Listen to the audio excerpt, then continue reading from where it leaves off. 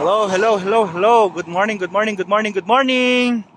Yan. So, welcome sa ating napakagandang ginagawang subdivision dito yan sa Victoria, Laguna. Yan.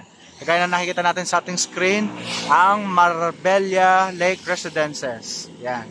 So, update ko muna kayo. I-orient ko kayo dito sa location. Located tayo along mismo sa Maharlika Highway. Yan. So, itong kalsadang to na nakikita natin, papunta yan doon sa UP. Yan. So, sa mga nag-aaral sa UP or mga professor sa UP or mga nagtatrabaho sa UP Los Baños, yan. So, ito yung kalsada na yon. So, very accessible po ang ating Marbella Lake Residences. Yan. So, ito po ay isang community na magkakaroon tayo ng man-made lake. Yan.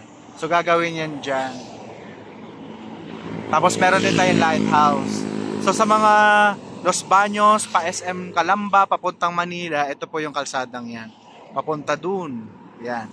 Tapos dito naman sa ating kaliwa, yung pinanggagalingan naman ng mga sasakyan, ito naman yung kalsada papunta sa Santa Cruz, Laguna. O kung yung gusto ng mga nagra-ride, yung mga umiikot sa palibot ng Mount Makiling, yan. Papunta yan ng Pagsanhan. Yan. So, papunta siya ng Pagsanhan, papunta ng Mabitak, Laguna, Santa Maria, yan, hanggang sa makapunta na tayo ng Tanay o kaya ng Rizal Province. Yan. So, dito sa ating Marbella Lake Residences, sa labas lang po talaga mismo ng ating subdivision, ayan, makikita natin, may mga bus na dumadaan. So, very accessible po ito. Like this one, the LTV, going to LRT Buendia. Yan, so napakaganda. So dinadaanan po talaga ito ng mga jeep papuntang San Pablo, Laguna, Calamba, Los Baños. Yan, dito po yung daan. Yan. Tapos sa mga gusto rin naman pumunta ng Santa Cruz, dito rin po mismo daanan po ito ng bus. So sa mga nagpa-public utility vehicle o yung PUJ, so sa mga nagko-commute, friendly po itong ating subdivision. Yan. So meron din tayong opisina dito. Pwede tayo dyan na pumunta. Tapos sa mga gusto magpa-tripping para makita natin yung environment o yung ating site, pwede tayong magpa-schedule ng tripping dito sa ating area.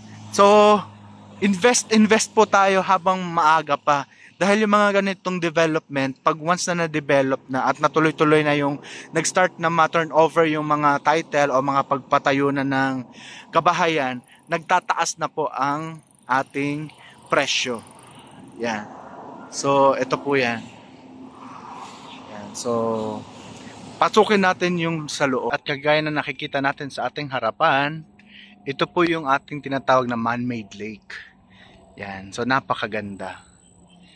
Yan. So, napakaganda po ng tanawin, napakaganda ng klima, napakakalma. Yan. So, ito po yung ating clubhouse o yung community facility. Yan. So, meron tayo, magkakaroon tayo dito ng basketball, swimming pool. Yan. So, function hall. Yan.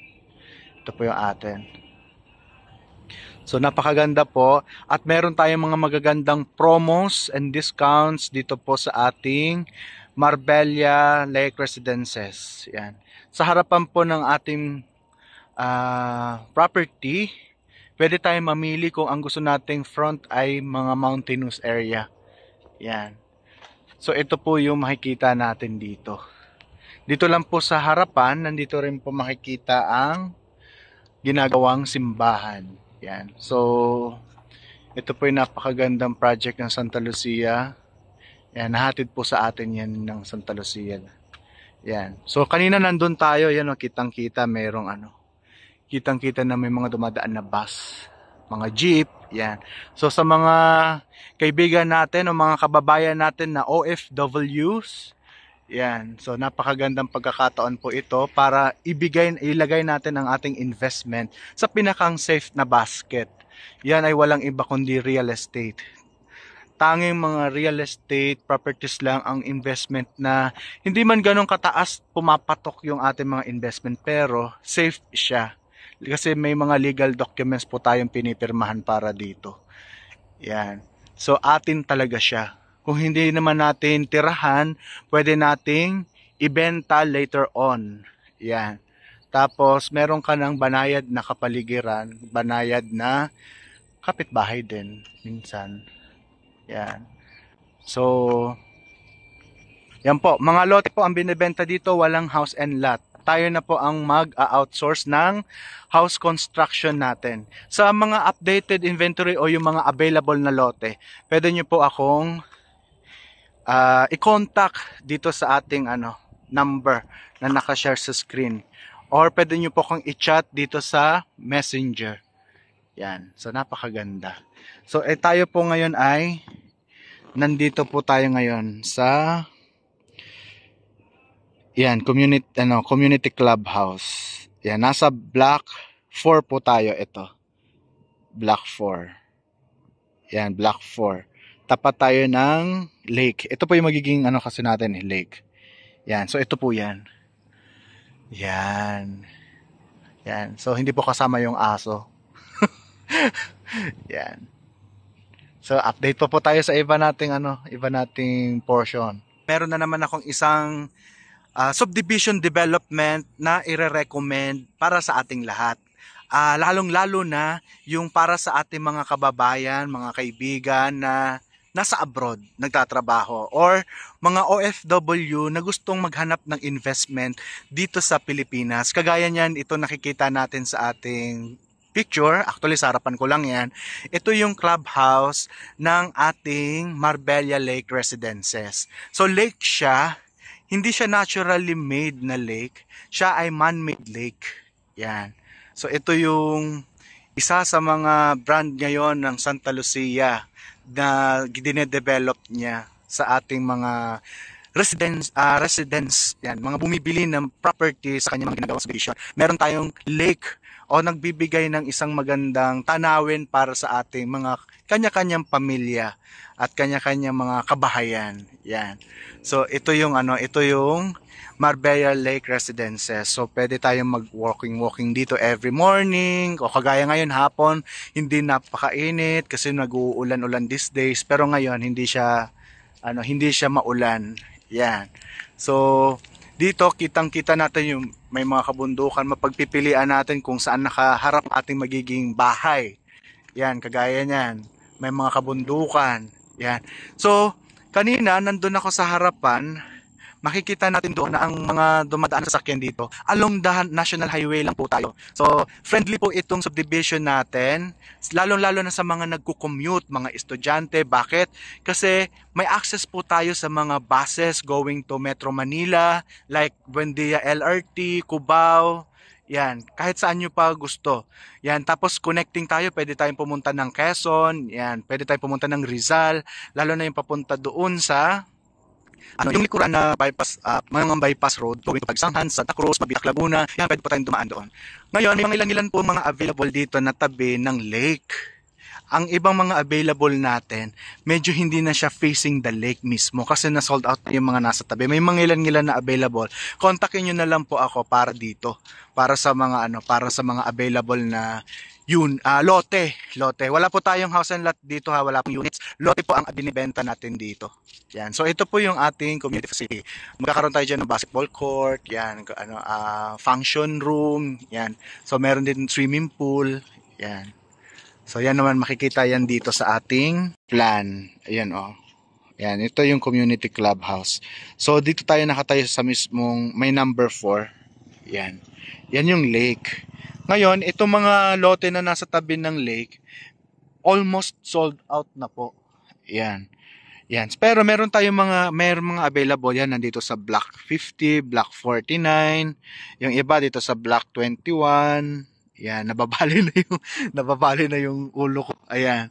So, meron po tayong mga available pa dito. At good news mga kabayan kasi meron pa po mga available tayo, may mga discount, meron din tayong mga promos. So grab the opportunity na po habang may ganito pang promo na may bibigay ang ating Marbella Lake Residences. Naglalakad-lakad tayo dito. Maganda ang klima ngayon din sa Victoria, Laguna.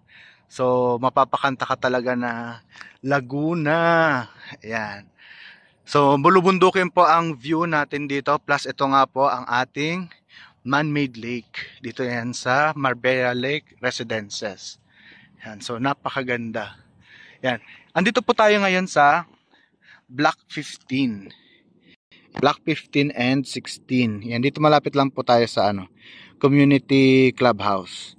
Block 15 yung dinalakaran natin na may sidewalk. Yan. So, ito yung ating community facility. Sa tawid lang. Yan. So, yung mga lote dito, sold out na. Yan, mga may nakabili na po niyan. Yan. Ang mga available natin na lote, yung nasa tawid po. Yan. Pero walking distance pa rin dito sa ating lake. Yan ang maganda. Kasi pagka hindi pa tayo makakuha sa ngayon, mauunahan na po tayo ng iba. Yan. So, mas papalayo tayo ngayon sa mismong lake. Yeah. So pero same pa rin naman, nagsi-share tayo sa iisang subdivision na meron tayong lake sa loob ng ating subdivision. Yan. So dito sa ating harapan, ito po yung Mount Makiling. Yan po yung Mount Makiling. Yan, Mount Makiling yan. So medyo dark lang kasi paggabi na. Time check lang, na po. Ngayon po ay 5:08 na ng hapon. Yan, so napakaganda.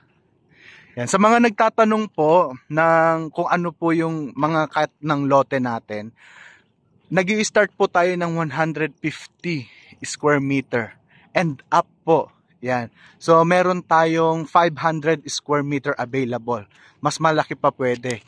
May magkakatabi na 500, so pwede natin pagsamahin, so it will make 1,000 square meter. Kung pwede po, kung ano yung gusto nating lote, ma-available po tayo dito na cut ng lote. Yan po. Yan. So, nagwa-walk through lang tayo kung anong meron dito sa Marbella Lake Residences. Yan. Yan. So, napakaganda. Napakakalmado. Yan. Yan, ayun po yung simbahan. Yan, sa mga mahilig po magsimba, magkakaroon po tayo dito ng services, mass services po dito. Yan. Yan. So ano pa ba yung makikita natin dito? Yan, ito po yung makikita natin dito, Marbella. Yan, may simbahan. Yan, may lighthouse din po tayo. Yan. So ito po yung niya. Tapos sa mga gusto rin po ng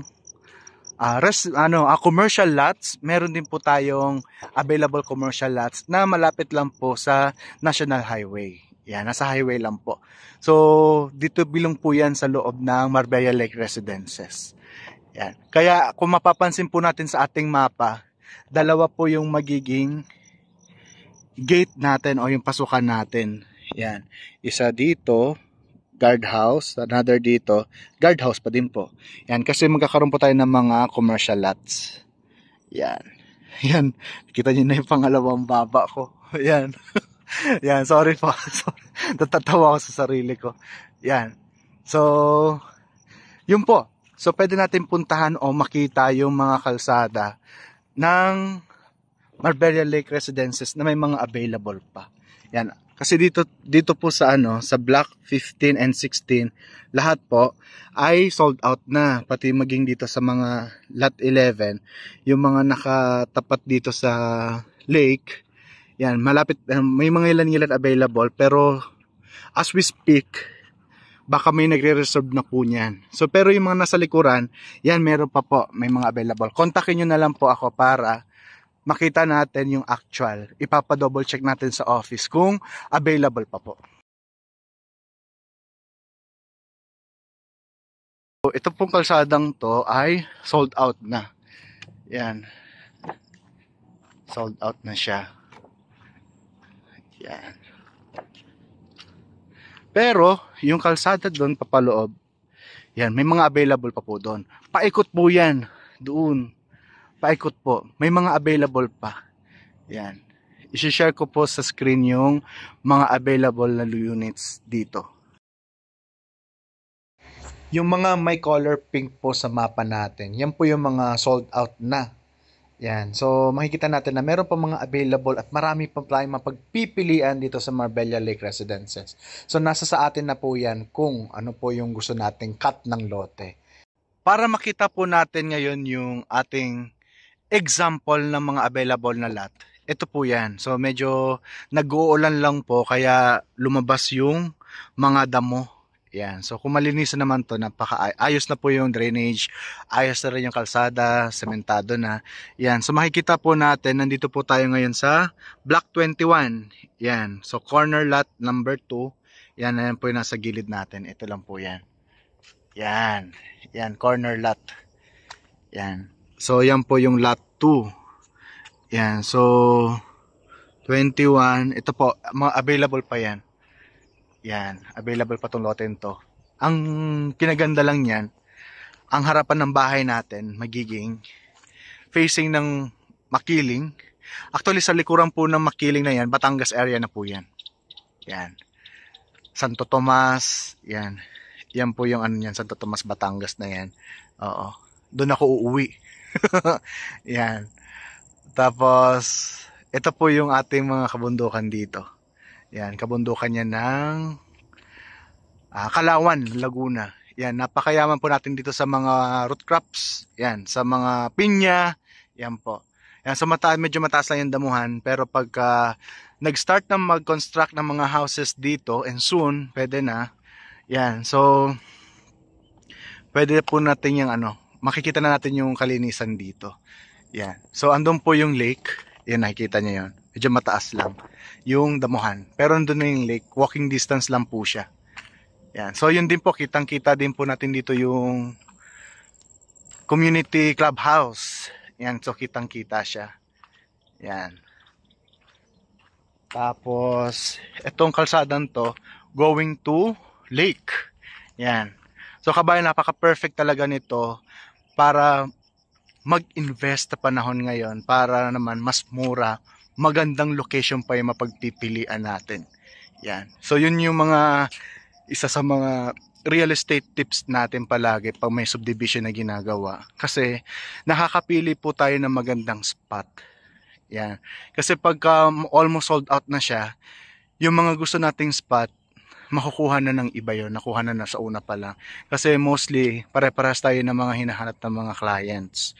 Yan. So, again po, maraming salamat sa pagsama sa akin dito sa Marbella Lake Residences. At sa mga interested po na gusto makita to actual, yan, message nyo lang po ako sa aking number. Yan. Or sa chat tayo sa aking page. Yan, para i-schedule natin yung pag-visit natin dito. I recommend po punta tayo dito ng umaga para kita natin yung freshness ng environment. At syempre, higit sa lahat, makaiwas tayo sa traffic. Yan. Kasi ang mga giging traffic natin dito, from Manila po tayo, ang sasakyan lang natin dito pwedeng bus. Kung may sarili tayong kotse, pwede pong SLEX. Tapos exit na po tayo sa Calamba. Turbina exit. Yan, Calamba exit po yan. Tapos dadan tayo ng SM. Pwede po tayong dumaan ng Ayala Greenfield, sa Bukal, Pansol, yan po, papunta na dito. Or, pwede rin po mag-exit tayo sa Santo Tomas, tapos dadaan po tayo ng San Pablo, Laguna, tapos Pakalawan, dito na po tayo pupunta. Mas, mas iwas sa traffic, yun po. Kasi ang Calamba, medyo traffic po yun eh. Yan. So sa Santo Tomas, pwede tayo mag-exit doon. Dadaan tayo ng San Pablo, papuntang Kalawan. Papunta rin po dito. Or sa mga nagra-ride, yung mga nagmumotor po, yan. Sa mga nagmumotor, pwede tayong dumaan from Antipolo, dadaan po tayo ng Mabitak, Laguna, tapos dadaan po tayo ng Pagsanhan, at madadaanan po natin itong Victoria, Laguna, kung saan makikita natin ang Marbella Lake Residences. Nakikita nyo sa ating harapan, ito yung napakahabang man-made lake na ginawa ng Santa Lucia. Dito yan sa Victoria, Laguna, ang Marbella Lake Residences. So napakahaba. Yan, nakatayo ako dito sa may pinakang upuan dito. Yan, ayun o, yung mga upuan na yan. Yan, dito po ako nakatayo. Para lang makuhanan natin to ng maganda. Yan, so napakaganda. Yan. Yan. So napakaganda niya. Ano pang hinihintay natin? Mag-usap po tayo sa Messenger or sa aking contact number. So maraming salamat po ma'am. God bless po. Bye-bye muna.